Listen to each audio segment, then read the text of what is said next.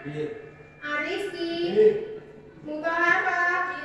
Petugas piketnya sudah membersihkan kelas belum? Sudah. Sudah, sekarang silakan dirapikan dulu tempat duduknya beserta dengan mejanya. Coba, motivasi yang akan saya berikan hari ini adalah belajar itu perlu untuk kalian lakukan. Jadi janganlah lelah dan ingin menyerah untuk belajar. Jalani saja penderitaannya sekarang, sebab suatu saat nanti kamu bisa hidup sebagai juaranya. Karena minggu lalu kita sudah mempelajari pencatatan penyusutan aset tetap menggunakan metode garis lurus, maka pada hari ini kita akan mempelajari pencatatan penyusutan aset tetap metode jumlah angka tahun. Kalau di minggu kemarin, kalau kita menggunakan metode garis lurus, nanti untuk beban penyusutannya, jumlah beban penyusutan setiap tahunnya akan sama atau tidak? Sama. Kalau menggunakan garis lurus jumlahnya akan sama. Dan di hari ini kita akan menggunakan jumlah angka tahun ya. Kalau di jumlah angka tahun nanti untuk beban penyusutannya akan mengalami penurunan sesuai dengan sisa masa manfaat. Nah, untuk tujuan pembelajaran yang harus kita capai pada hari ini adalah yang pertama, menguraikan definisi penyusutan aset tetap. Yang kedua, menguraikan cara penyusunan tabel penyusutan. Yang ketiga, menganalisis pencatatan beban penyusutan aset tetap. Kita akan menggunakan model pembelajaran PBL. Jadi, pertama kali kalian harus menyaksikan tayangan video yang sudah saya buat. Selanjutnya kalian akan mengerjakan latihan soal secara mandiri. Selanjutnya kalian akan melakukan diskusi kelompok.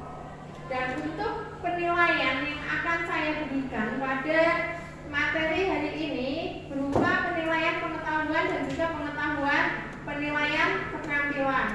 Nah, sekarang saya akan memutar video pembelajaran. Nanti silakan diperhatikan ya. Nanti sambil kalian memperhatikan videonya, nanti kalian harus mencatat hal-hal penting yang belum kalian ketahui. Nanti silakan ditanyakan.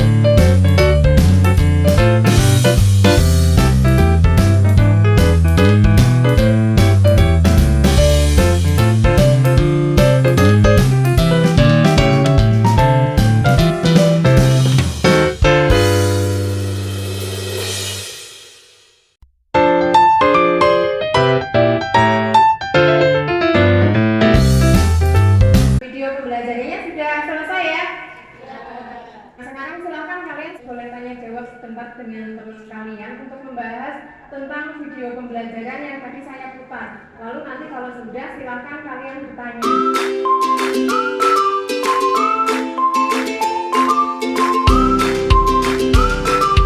Apakah jumlah beban penyusutan menggunakan metode jumlah angka tahun berbeda dengan metode garis lurus? Siapa yang mau menjawab? Iya, silakan Mbak dibantu menjawab Mbak. Untuk beban penyusutan dengan metode garis lurus, jumlah penyusutannya akan sama setiap tahunnya. Sedangkan apabila perusahaan menggunakan metode jumlah angka tahun, maka beban penyusutannya akan mengikuti sisa umur aset. Iya, betul sekali. Tapi yang garis lurus ya, yang sama ya. Sedangkan apabila perusahaan menggunakan metode jumlah angka tahun, maka beban penyusutannya itu akan mengikuti dengan sisa manfaat pada tahun tersebut. Sekarang ada yang mau bertanya lagi tidak? Iya, silakan Mbak. Kalau misalkan aset tetap yang digunakan perusahaan tidak dimulai sejak awal tahun, bagaimana? Ayo, siapa yang mau menjawab pertanyaan yang kedua? Belum bisa? Ya, kalau belum bisa, biar saya yang jawab ya. Misalnya di tahun pertama itu penggunaannya hanya 6 bulan. Jadi nanti harga perolehan dikurangi nilai residu dikalikan 9 dibagi penyebut dikalikan dengan penggunaannya. Misalnya penggunaannya hanya 6 bulan ya nanti ditambahi 6/12. Sekarang kalian saya kasih latihan soal mandiri ya.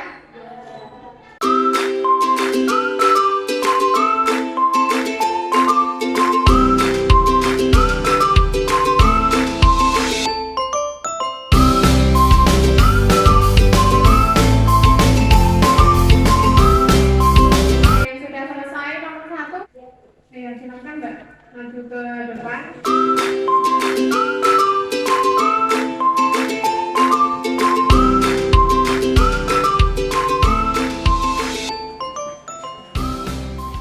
Untuk mencari beban penyusutan mesin pabrik, terlebih dahulu kita mencari jumlah angka tahun dengan menggunakan rumus jumlah angka tahun sama dengan umur dikali umur plus 1 dibagi 2 sama dengan 5 dikali 5 plus 1 dibagi 2 sama dengan 5 dikali 6/2 sama dengan 30 dibagi 2 sama dengan 15.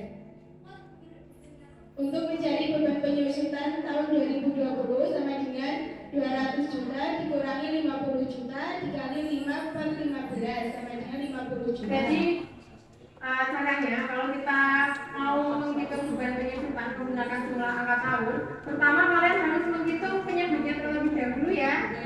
Penyebutnya itu umur dikalikan umur plus 1 dibagi 2. Karena di sini masa manfaatnya adalah 5 tahun, maka untuk jumlah angka tahunnya adalah 15.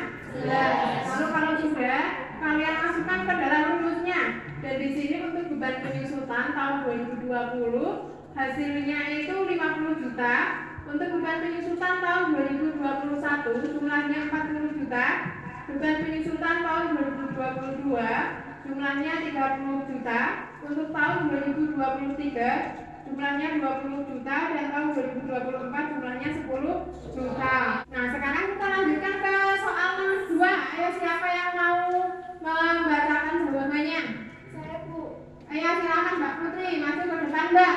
Nanti dituliskan dulu ya jawabannya.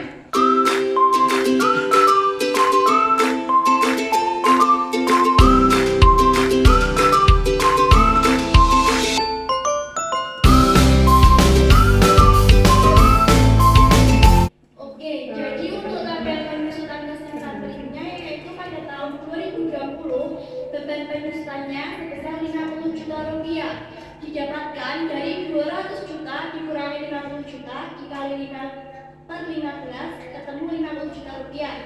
Dan untuk akumulasi penyusutannya 50 juta rupiah sedangkan nilai bukunya 150 juta rupiah didapatkan dari nilai buku tahun ke-0 dikurangi beban penyusutan pada tahun 2020 sebesar 50 juta rupiah. Jadi untuk tahun 2020 beban penyusutannya kan 50 juta. Lalu nanti untuk akumulasinya juga masih sama ya 50 juta. Dan untuk nilai bukunya cara menghitungnya adalah nilai buku tahun sebelumnya yaitu 200 juta dibagi dengan beban penyusutan. Maka nilai buku pada tahun 2020 adalah 150 juta. Sekarang saatnya kalian untuk berdiskusi kelompok. Sekarang saya akan membagi kalian ke dalam 8 kelompok ya. Untuk kelompok yang pertama, anggotanya terdiri dari Diva, Fanik, dan Elisa. Kelompok 2, Laili, Putri, Rizal, dan Sabrina. Kelompok 3, Meli, Winarti, Ibnu, Solihah.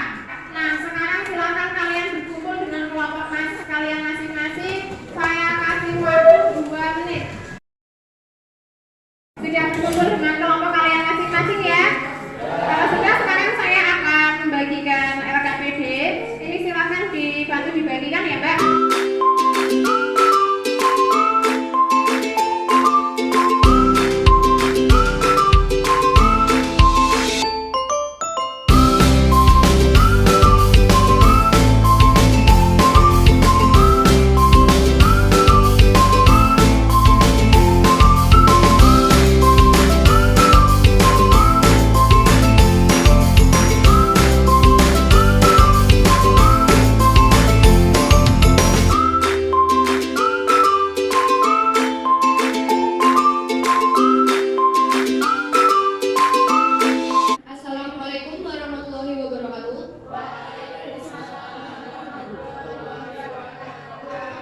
Jadi langkah yang pertama untuk mencari beban penyusunannya, kita mencari jumlah angka tahunnya atau penyebutnya, yaitu dengan rumus umur dikalikan umur ditambah 1 dibagi 2.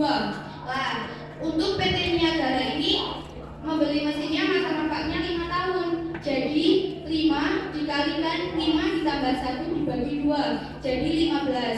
Nah, untuk penyebutnya 15. Untuk tahun 2019. Jadi untuk rumusnya harga perolehan dikurangi nilai residu dikalikan sisa masa manfaat dibagikan penyebut dikalikan penggunaannya.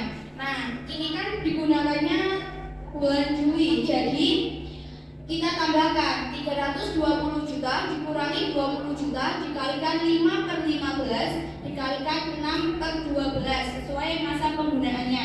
Ketemu 50 juta. Apakah ada yang mau bertanya? Untuk beban penyusutan 3 tahun, apakah harus menambahkan rumus penambahan bulan? Baik, akan saya jawab pertanyaan dari Mbak Siti Solihah. Iya, karena kan kita menggunakan dalam masa manfaatnya itu kan 5 tahun. Pada tahun 2019 ini digunakan pada bulan Juli. Digunakan pada bulan Juli. Jadi perhitungan pada tahun 2019 ini yang dihitung baru 6 bulan, dari bulan Juli sampai bulan Desember. Nah, kan itu perhitungannya baru 6 bulan. Nah, pada tahun 2020 kita harus menggenapi biar 1 tahun. Jadi kita tambah lagi 6 per 12 itu. Digunakan seperti itu untuk menggenapi per tahunnya. Terus mengapa ini perhitungannya sampai 6 tahun? Karena pada tahun pertama kita yang dihitung hanya 6 bulan. Jadi pada tahun yang terakhir kita harus menggenapi lagi 6 bulan agar genap menjadi 5 tahun masa manfaatnya. Sekian presentasi dari kelompok saya. Kurang lebihnya mohon maaf. Wassalamualaikum warahmatullahi wabarakatuh. Waalaikumsalam warahmatullahi wabarakatuh. Ya, betul sekali penjelasan dari Mbak Nabila tadi ya. Jadi apabila suatu aset penggunaannya itu tidak dimulai dari awal tahun, maka kita harus memasukkan rumus ini 6/12. Di sini kan di tahun 2019 penggunaannya itu hanya selama 6 bulan ya.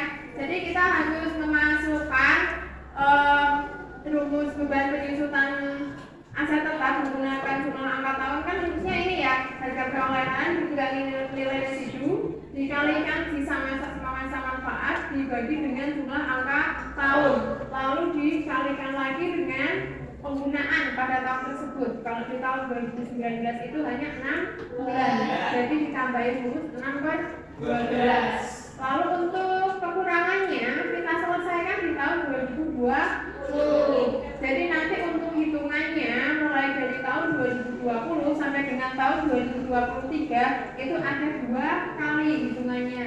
Nanti di sini di tahun pertama ini kan menyelesaikan hitungan dari tahun sebelumnya ya.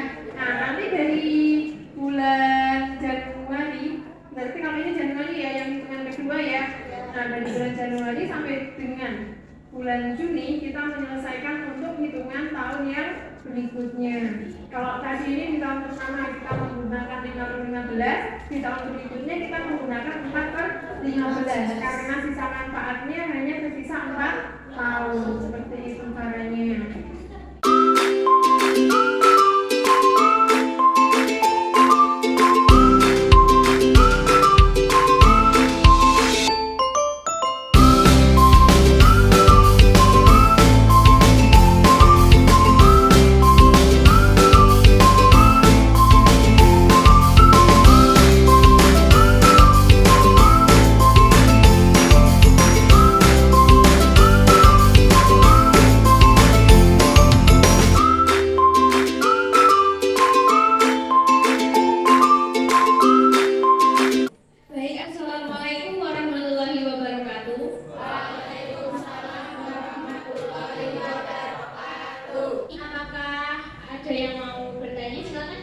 Untuk tabel penyusutan aset tersebut jumlah tahunnya ada 6 ya. Untuk perhitungan yang 6/12 itu didapatkan dikarenakan pada tahun 2019 penggunaan asetnya hanya 6 bulan.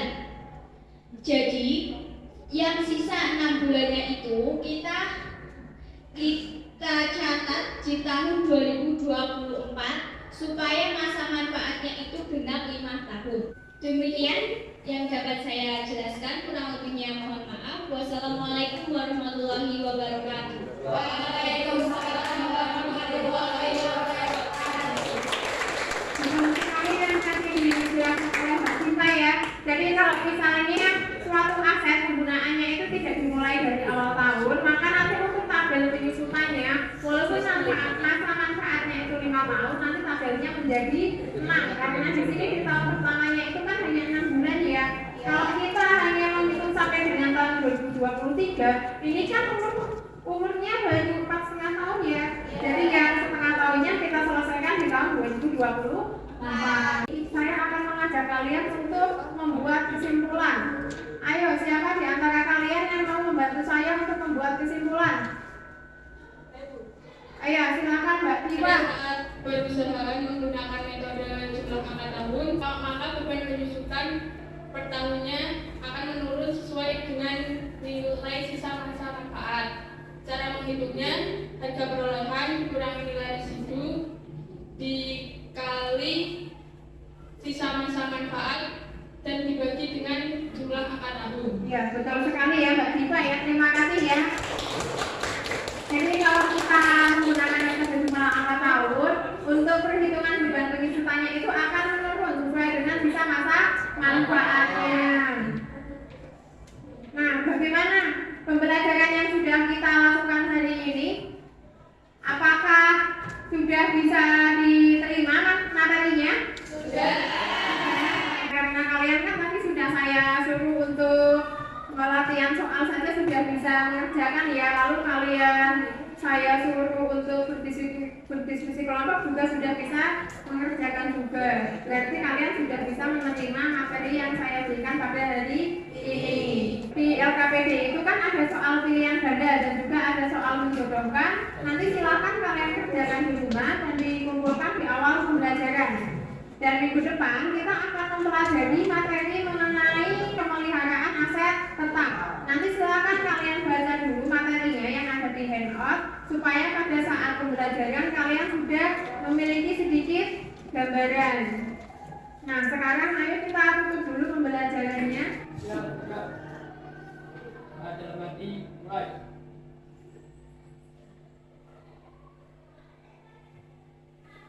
Selesai. Terima kasih untuk pembelajaran hari ini. Sampai bertemu lagi minggu depan. Wassalamualaikum warahmatullahi wabarakatuh. Waalaikumsalam.